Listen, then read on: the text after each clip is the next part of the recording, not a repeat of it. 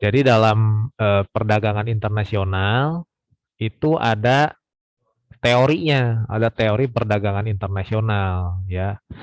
Jadi secara teori ada nih. Nah, yang pertama itu teori keunggulan mutlak. Ya, ini teori dari ahli ekonomi bernama Adam Smith ya, atau istilahnya itu absolute advantage.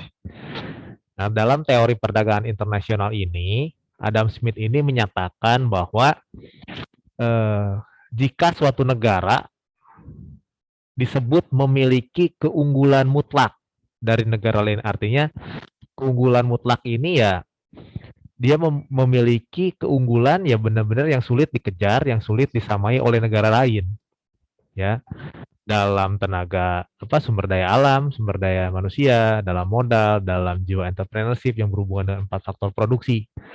Jadi yang disebut dengan keunggulan mutlak itu ya benar-benar mutlak gitu, tidak bisa disamai, tidak bisa dikejar oleh negara lain. Nah, jadi suatu negara disebut memiliki keunggulan mutlak dari negara lain jika negara tersebut mampu memproduksi lebih banyak, ya, memproduksi lebih banyak barang atau jasa daripada negara lain. Nah, ini kalau misalkan teori keunggulan mutlak dari Adam Smith ini berbicara tentang jumlah produksi, kemampuan memproduksi di suatu negara dibandingkan dengan jumlah produksi di negara lain.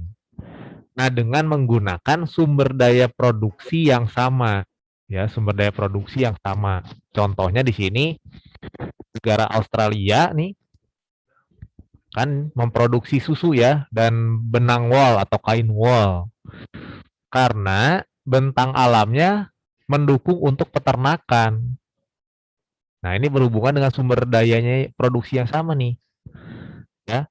Contohnya di Australia ini memproduksi susu dan wol. Negara lain ada yang memproduksi susu dan wol juga kan, tapi tidak sebanyak yang dimiliki oleh Australia. Kenapa? Karena alamnya pun kalau di Australia memang sangat mendukung untuk peternakan. Di Indonesia juga ada sebetulnya kan, tapi kalau kita bandingkan kemampuan untuk memproduksi eh, barang tersebut, ya ternyata kalau misalkan di bidang peternakan ya Australia, terutama produksi susu dan kain wol, benang wol itu lebih banyak. Dan itu sudah mutlak, tidak bisa dan tidak bisa disamai oleh negara lain. Dari sisi sumber dayanya sama, alamnya tapi beda, ya bentang alamnya berbeda. Contoh lagi, misalkan Indonesia. Indonesia ini sebagian besar daerahnya dikelilingi oleh laut, ya perairan.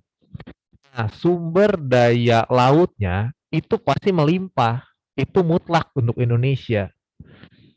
Negara lain ada yang malah nggak punya laut, nggak ada sumber daya di perairan yang bisa dimanfaatkan. Nah, Indonesia itu sebagian besar daerahnya adalah laut, perairan. Berarti sumber daya alam yang bisa dimanfaatkan, yang bisa diproduksi itu banyak. Itu jadi keunggulan mutlak Indonesia dibanding negara lain. Makanya Indonesia akan ekspor tuh hasil-hasil seafoodnya, misalkan kayak udang itu ke Jepang, cumi-cumi, ya, terus juga lobster, ya, seluruh dunia. Nah, karena di alamnya, bentang alamnya ya memang itu sudah mendukung sekali bagi Indonesia. Nah, itu teori keunggulan mutlak yang dikemukakan oleh Adam Smith. Jadi ya namanya pasti tiap negara memiliki keunggulan mutlak. Ya, pasti.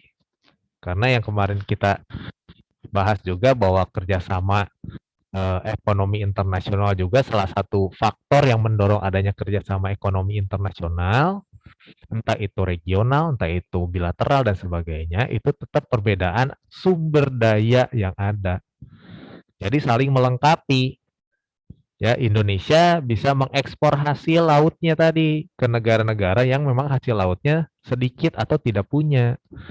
Demikian juga negara Indonesia. Indonesia mungkin tidak punya, bukan mungkin, Indonesia nggak punya minyak.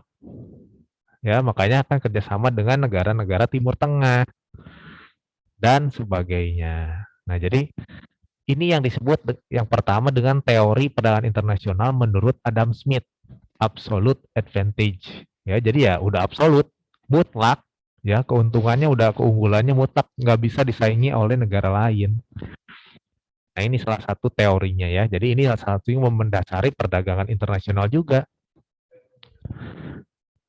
Atau misalkan beberapa waktu lagi akan merayakan Hari Raya Idul Fitri.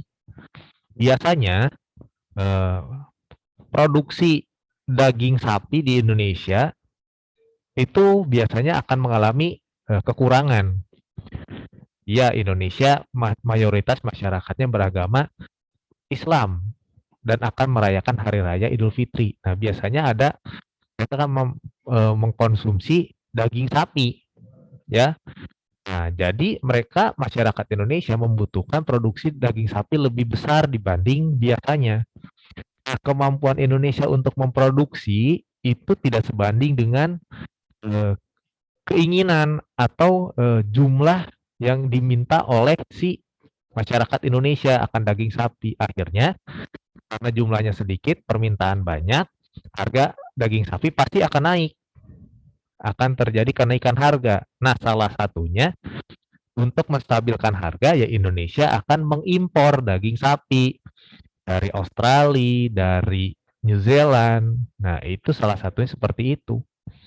Kenapa Indonesia impornya dari Australia atau dari New Zealand?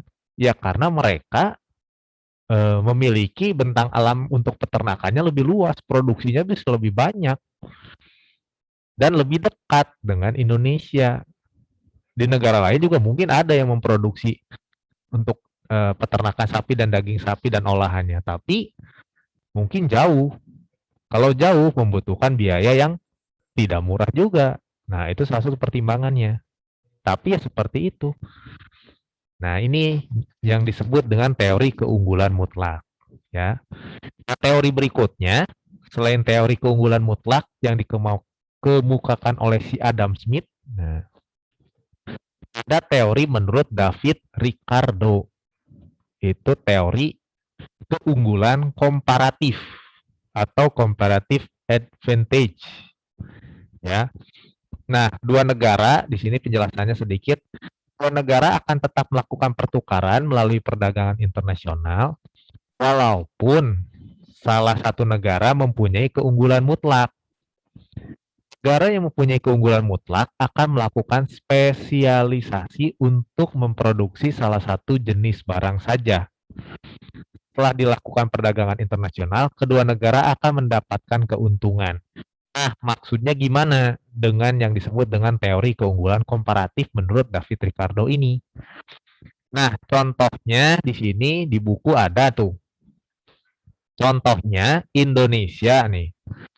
Indonesia dengan jumlah tenaga kerja tertentu ya mampu menghasilkan 5 buah radio atau 100 meter tekstil per hari. Ya, Indonesia per hari mampu menghasilkan 5 radio atau 100 meter tekstil per hari tenaga kerjanya ya. Nah, dengan demikian nilai satu buah radio di Indonesia adalah 20 meter tekstil per hari ya. Karena komparatif, compare, dibandingkan antara tadi radio dengan si yang disebut dengan tekstil ya, produksi tekstilnya. Nah, kalau di Bangladesh, nah itu tadi di Indonesia. Nah, di Bangladesh, di negara Bangladesh dengan tenaga kerja yang sama ya, mampu menghasilkan 10 radio atau 50 meter tekstil. Beda ya. Jadi kalau Indonesia tadi dengan jumlah tenaga kerja yang sama menghasilkan 5 radio dan 100 meter tekstil. Kalau di Bangladesh dengan tenaga kerja yang jumlah yang sama itu menghasilkan 10 radio atau 50 meter tekstil. Ada perbedaan kan? Nah, berarti bahwa satu radio di Bangladesh itu sebenarnya bernilai 5 meter tekstil. Ya, 50 dibagi 10. Nah, kondisi seperti ini bisa menimbulkan perdagangan antara Indonesia dan Bangladesh. Karena radio relatif lebih mahal di Indonesia atau relatif lebih murah di Bangladesh. Nah, jadi kenapa lebih mahal di Indonesia radio? Karena produksinya lebih sedikit. Produksi lebih sedikit, biasanya biaya produksi lebih besar. Tapi di Bangladesh, produksinya lebih banyak, biaya produksi pasti lebih rendah, harganya pasti lebih murah. Nah, kebalikannya dengan tekstil, Indonesia tadi dengan tenaga kerja yang sama menghasilkan 100 meter tekstil. Di Bangladesh 50 meter tekstil. Nah, sudah pasti tekstil di Indonesia harganya lebih murah. Tapi di Bangladesh, walaupun si radio lebih murah harganya dibanding di Indonesia, tapi tekstilnya lebih mahal. Karena tadi ya, jumlah produksi yang dihasilkan. Nah, dengan adanya perbedaan tadi, maka Indonesia dan Bangladesh akan melakukan yang namanya perdagangan internasional. Indonesia akan mengambil produksi, akan mengambil radio dari Bangladesh. Nah, sebaliknya Bangladesh akan mengambil tekstil dari Indonesia. Nah, jadi itu tuh yang disebut dengan teori keunggulan komparatif. Ya.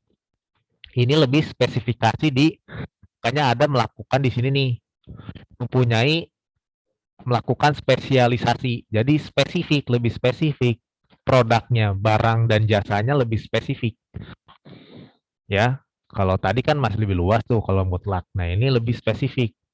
Ya, contohnya kayak tadi, radio dan tekstil. Nah, ini jadi dua negara ini akan melihat, oh ternyata kalau kita melakukan kerjasama ya sama-sama menguntungkan. Di sisi lain, Indonesia bisa mendapatkan harga radio yang lebih murah, ya. Di sisi lain, Bangladesh melihat bahwa oh ternyata tekstil di Indonesia harganya lebih murah. Nah, ini makanya akan terjadi yang namanya perdagangan internasional. Tetap ujung-ujungnya, akhirnya ya tujuannya untuk sama-sama tuh menguntungkan dan memenuhi kebutuhan negaranya. Nah, itu yang disebut dengan keunggulan komparatif, ya.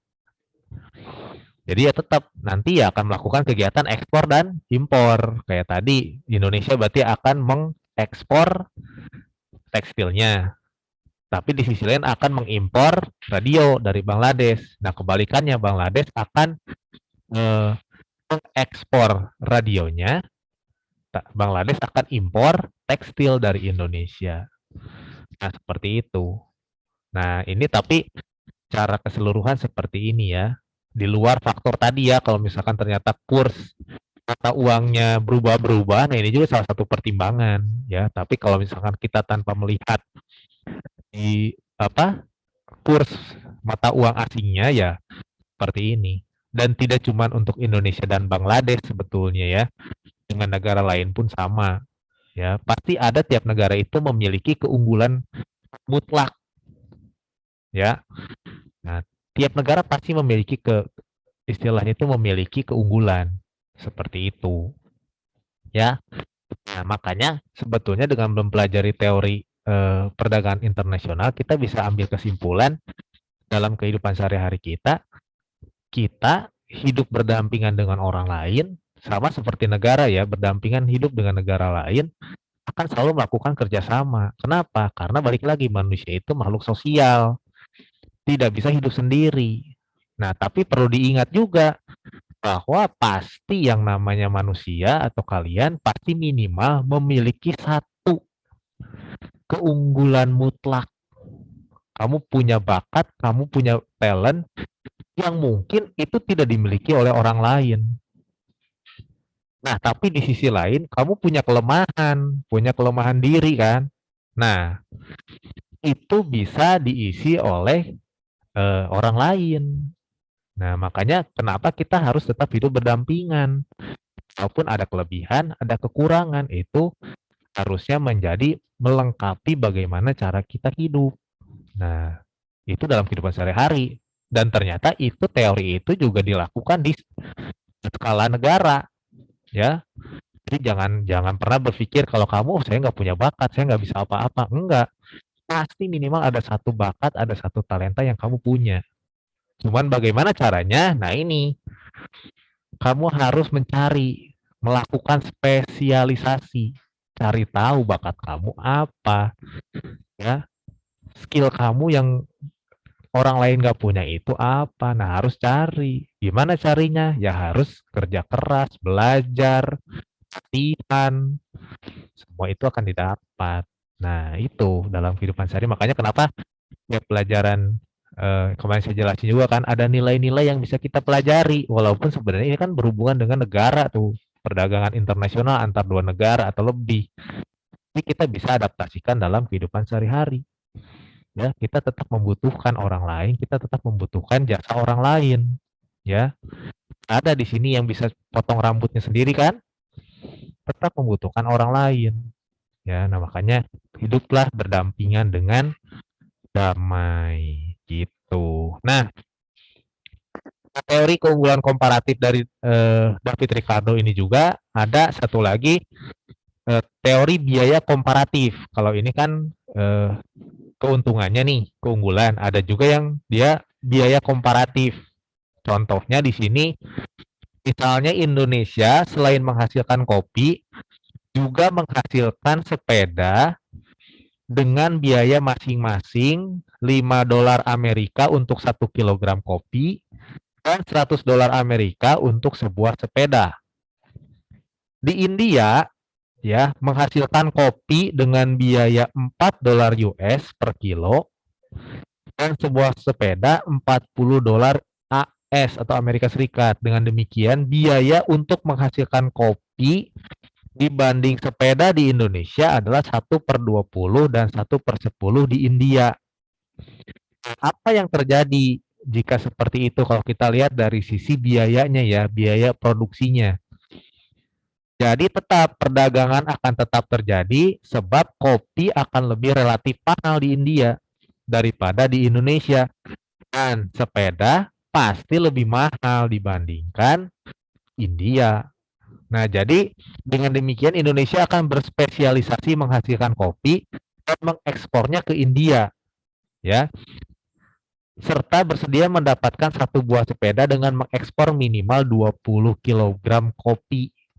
Nah, ada juga pertukaran kayak begini nih, pertukaran biaya, ya. Jadi kayak tadi Indonesia akan ekspor kopinya ke India, tapi ditukar atau dikasih bonus ditambah misalkan pembayaran plus dapat sepeda. Nah, ada juga seperti itu tuh. Kalau lihat dari sisi biaya, ya. Nah, bisa juga seperti itu tuh. Contoh misalkan Indonesia sama Jepang. Ya, waktu awal-awal Indonesia eh, mobil Avanza muncul, ya. Itu masih build up tuh dari Jepang datang. Itu datang Indonesia melakukan perdagangan internasional dengan Jepang. Indonesia beli mobil dari Jepang. Nah, setelah beli, nah dibayar plus ditambah udang dari Indonesia, ya, atau hasil laut dari Indonesia. Nah, itu tuh ada juga kayak begitu. Ya, jadi itu intinya sama aja kalau yang menurut David Ricardo cuma dilihat dari sisi keunggulannya. Keunggulan secara tadi spesialisasinya, ini ada dilihat juga dari sisi biaya, ya, biaya produksinya. Gitu. Pastilah seperti itu. Karena yang namanya kalau kita lihat dari produksi, semakin banyak produksi, harganya semakin rendah. Tapi kalau semakin sedikit produksi, biaya produksinya pasti makin tinggi. Nah, inilah yang dihadapi juga oleh semua negara. Gimana caranya supaya harganya tetap stabil tuh. Ya, kalau kita produksi sendiri, harganya mahal dan belum tentu bisa dibeli oleh masyarakat sendiri. Ya, tapi ternyata dengan adanya perdagangan internasional, nah produksinya barangnya mungkin sama, harganya berbeda dan mungkin kita bisa dapatkan lebih murah daripada kita memproduksi sendiri. Ya, nah seperti itu. Ada beberapa pertimbangan dari sisi biaya produksinya. Nah, itu ya. Itu mengenai teori ini nih, teori dari perdagangan internasional menurut Adam Smith, yaitu teori keunggulan mutlak dan teori keunggulan komparatif. Ya, termasuk di dalamnya ada teori biaya komparatif dari David Ricardo. Nah, ini nih, ada dua teori saja. Jadi kalau kita bicara perdagangan internasional, ingat teori yang digunakan itu Adam Smith dan David Ricardo. Kalau kita bicara secara teori. Nah, berikutnya adalah kebijakan perdagangan internasional. Tadi, kalau kita lihat sebelumnya nih, salah satu faktor penghambat perdagangan internasional itu adalah kebijakan ekonomi internasional oleh pemerintah. Nah, berarti kita harus tahu kebijakan seperti apa yang supaya kebijakan tersebut tidak menjadi hambatan atau penghalang untuk melakukan perdagangan internasional. Kalau dilihat dari sisi pengertiannya, kebijakan internasional, ya, kebijakan perdagangan internasional ini adalah rangkaian tindakan. Jadi yang namanya rangkaian tindakan itu berarti nggak cuma satu, tapi ada beberapa tahap. Ya, rangkaian, nama juga rangkaian bisa dari seperti kita merangkai misalkan sebuah mainan gitu, dimulai dari rangkai ininya dulu, bodinya dulu, nanti ada masukin baterainya dan segala macam. Nah, itu dirangkai. Nah, sama dengan kebijakan perdagangan internasional itu sebuah rangkaian. Jadi ada beberapa step atau tahap-tahap yang diambil untuk mengatasi kesulitan dan masalah dalam hubungan perdagangan internasional tersebut, ya. Tujuannya untuk melindungi kepentingan nasional. Artinya, tetap kebijakan ini penting ya, kebijakan yang diambil itu kan berhubungan bukan cuma masalah untung dan rugi, tapi ini apalagi kebijakan berhubungan dengan perdagangan internasional itu pasti mempengaruhi kepentingan atau perekonomian sebuah negara juga, termasuk Indonesia. Makanya harus diperhatikan. Ya, ini penting ya, nggak cuma untuk Indonesia tapi untuk negara-negara lain pun penting. Nah, tujuannya adalah ada dua tujuan utama dengan adanya kebijakan perdagangan internasional. Yang pertama ada tujuan kebijakan impor, ya, menghindari produsen dalam negeri yang gulung tikar karena kalah bersaing dengan produk impor. Yang kedua, tujuan kebijakan ekspor adalah melindungi produksi dalam negeri sekaligus memperoleh keuntungan. Nah, tujuan utamanya seperti ini, ya, karena kan kita istilahnya tadi dengan adanya perdagangan internasional ya kegiatannya ekspor dan impor kan. Kita jual barang ke negara lain atau kita beli barang dari negara lain. Udah. Nah, tapi kalau kita lihat dari sisi tadi teorinya dan segala macamnya, dengan ada keunggulan mutlak tiap negara dan sebagainya, nah, sekalipun mungkin tadi ya kita memproduksi sebuah produk atau barang atau jasa di Indonesia ini harganya mahal nih ternyata, tapi kita bisa dapatkan lebih murah misalkan dari Cina. Nah, jangan sampai karena kita melihat harga itu lebih murah, kita beli banyak. Akhirnya mengakibatkan ini nih, tadi negara Indonesia itu bisa juga memproduksi barang tersebut, tapi karena biaya produksinya tinggi, akhirnya harganya mahal dibandingkan kita impor di negara lain. Tapi kita juga jangan akhirnya mengambil impor yang banyak karena itu bisa mengakibatkan si pengusaha-pengusaha yang ada di negara Indonesia ini itu gulung tikar atau tutup usahanya. Nah, itu jangan sampai, itu juga harus dihindari. Ya, repot. Ya, tetap yang dalam negeri yang bisa memproduksi dalam negeri kita harus support. Jadi jangan sampai semua menggunakan barang impor, semua jangan, ya. Karena kalah bersaing, ya. Dari harganya misalkan untuk memproduksi satu barang A gitu. Indonesia bisa memproduksinya, bisa. Harganya mungkin 20.000, tapi saat impor dengan barang impor, barangnya sama, jenisnya sama, kualitasnya sama, kita dapatkan harganya cuma 10.000. Nah, jangan sampai lama-kelamaan yaitu mengakibatkan si pengusaha-pengusaha dalam negeri rugi dan akhirnya gulung tikar karena kalah bersaing. Ya, demikian juga dengan tujuan kebijakan untuk ekspornya. Ya, tetap harus melindungi produksi dalam negeri sekaligus memperoleh keuntungan. Ya, jangan sampai merugikan. Nah, tapi di luar itu ada beberapa kebijakan perdagangan internasional yang dilakukan pemerintah pada umumnya ya memiliki tujuan yang pertama melindungi kepentingan ekonomi nasional dan pengaruh negatif perdagangan internasional. Nah, ini pengaruh negatifnya mungkin seperti ini nih, ya. Karena mungkin harganya lebih murah, lama-kelamaan akan udah impor aja lebih murah, lebih murah. Tapi ternyata efeknya ini nih, lama-kelamaan kalah bersaing produk kita. Produk dalam negerinya kalah bersaing. Nah, jadi kebijakan itu dilakukan untuk melindungi kepentingan ekonomi nasional dari pengaruh negatif perdagangan internasional. Nah, jadi tetap tuh, ya tujuannya harus lihat dulu. Seperti itu. Lalu yang kedua, melindungi kelangsungan hidup perusahaan dan industri dalam negeri. Sudah jelas. Ya, kenapa? Karena dengan produksi dalam negeri, itu juga mempengaruhi si pendapatan nasional kan. Kemarin kita sudah belajar tentang pendapatan nasional. Nah, semakin banyak yang bisa diproduksi oleh dalam negeri, itu semakin bagus.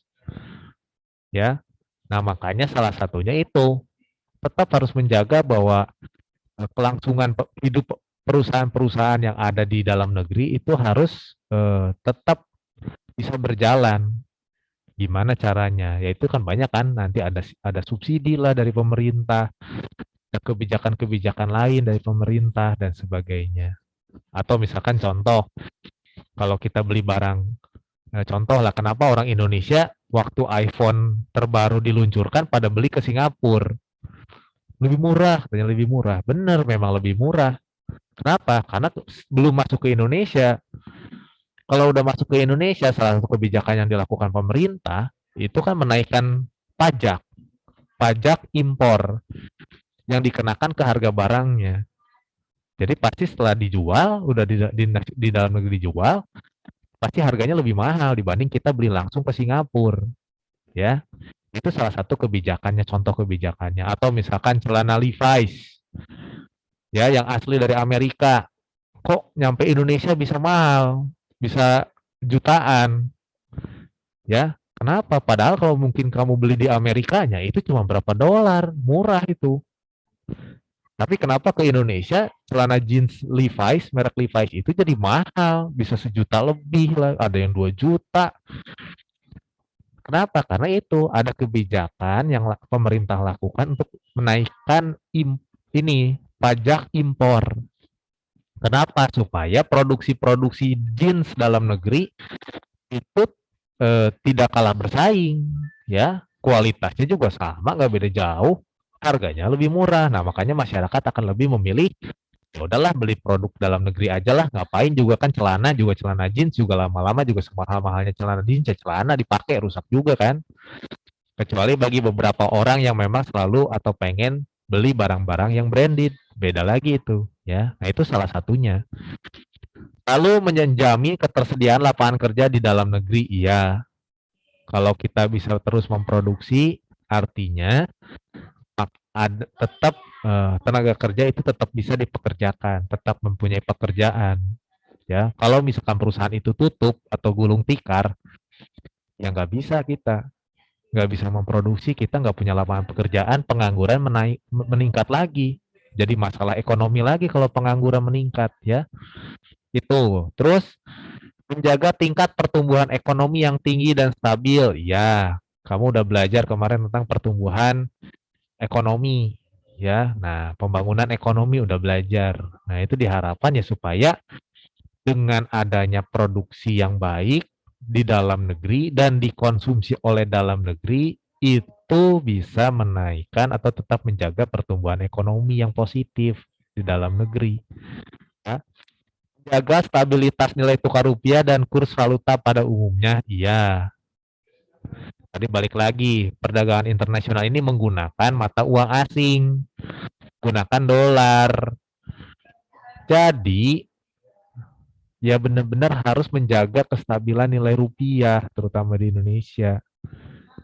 Ya, makanya jangan melakukan banyak impor. Kalau bisa dikurangi. Ya, justru harusnya produksi dalam negeri didorong.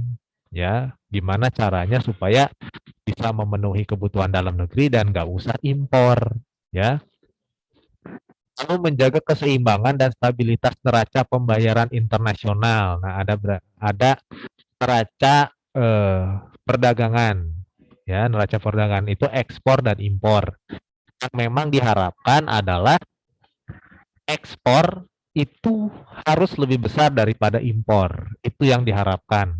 Ya, ekspor harus lebih besar dari impor. Nih ya, kemarin kan udah belajar nih ekspor impor. Itu yang diharapkan. Ya, walaupun mungkin agak sulit ya. Ya. Atau misalkan ekspor minimal ya sama dengan impor gitu. Ya ini juga agak sulit nih. Kebanyakan memang ya ini akan berkutit di sini ekspor ini pasti lebih kecil dibanding impor. Karena ada beberapa faktor tadi ya, apalagi nah ini berhubungan dengan kemarin kamu belajar tentang negara berkembang, negara maju, negara berkembang. Bedanya apa negara maju, negara berkembang? Ya salah satunya teknologi. Teknologinya kalau negara maju udah bagus, udah maju, teknologinya lebih canggih, produksinya bisa memproduksi lebih banyak. Tapi kalau untuk negara berkembang, teknologinya ada, tapi kemampuan produksinya mungkin masih sedikit. Karena tadi tenaga kerjanya juga belum terlatih, belum terlampir. Ya, nah ini. Tapi yang diharapkan dari yang namanya neraca perdagangan setiap negara itu pasti ini nih. Minimal ekspor itu harus sama dengan impor. Ya. Kalau bisa lebih besar, lebih bagus. Ya, didorong terus. Ini kalau bisa diusahakan jangan ini. Makanya nanti akan terjadi yang namanya defisit. Ya, artinya itu impornya lebih banyak dibanding dengan ekspornya. Ya, jangan sampai defisit karena itu mengurangi pendapatan nasional. Kalau pendapatan nasional berkurang, balik lagi kan, nanti ke pertumbuhan ekonomi juga eh, terhambat, pembangunan ekonomi terhambat, taraf hidup masyarakatnya terhambat, berkurang dan sebagainya. Nah itu makanya ini kebijakan ini memang benar-benar harus dipikirkan dengan baik, terutama yang berhubungan dengan ekspor dan impor. Ya, Indonesia nih apalagi Indonesia dengan jumlah masyarakat yang banyak, jumlah penduduk yang sangat banyak, dengan kebutuhan yang sangat banyak, benar-benar harus dipertimbangkan. Ya, apalagi dalam hal impor. Ya, jangan sampai kayak misalkan 9 bahan pokok aja masa harus impor sih, masa Indonesia nggak bisa produksi memenuhi kebutuhannya. Kan tiap daerah Indonesia ini kaya akan sumber daya alamnya. Ya, harusnya sih Indonesia ini bisa. Ya, cuman tinggal bagaimana eh, kelolanya. Nah, makanya balik lagi masa depan ini ada di tangan kamu nih. 10 tahun yang akan datang, 20 tahun yang akan datang. Kalau gaya hidup kita sekarang pengennya pakai barang-barang impor terus, mau jadi apa negara kita? Ya, jangan sampai akhirnya ada istilah sekarang itu kan penjajahan itu bukan masalah perang-perang lagi. Tapi sekarang itu dijajah secara ekonomi. Artinya dijajah secara ekonomi itu apa sih? Kita ketergantungan terhadap negara lain. Ketergantungan itu dengan barang, dengan jasa. Ketergantungan itu dengan apa lagi? Kita punya utang yang banyak sama negara lain atau dengan negara lain. Nah, itu akhirnya mengakibatkan dijajah secara ekonomi. Nah, seperti itu. Sekarang penjajahan nggak perang-perang kayak zaman dulu. Tapi sekarang penjajahannya itu secara ekonomi. Nah, jangan sampai kita dijajah. Makanya kita punya potensi, kita punya sumber daya yang bagus, yang oke. Harusnya kita bisa punya daya saing di produk dan jasa di dalam perdagangan internasional. Nah, seperti itu, ya. Oke, sudah less than 1 minute. Saya rasa cukup lah ya hari ini ya.